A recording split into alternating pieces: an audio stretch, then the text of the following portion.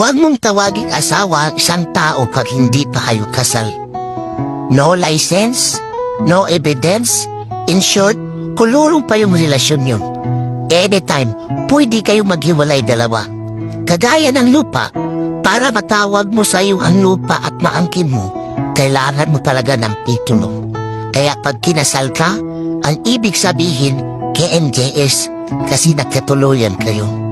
Pero pag live-in partner ka, ang ibig sabihin, once upon a time, pwede magkatuluyan, pwede maghiwalay.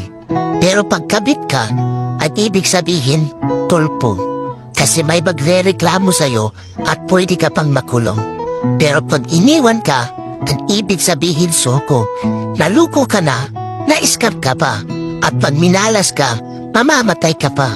Kaya gulapin mo yung biyanan mo. Isuli mo ang kanyang anak.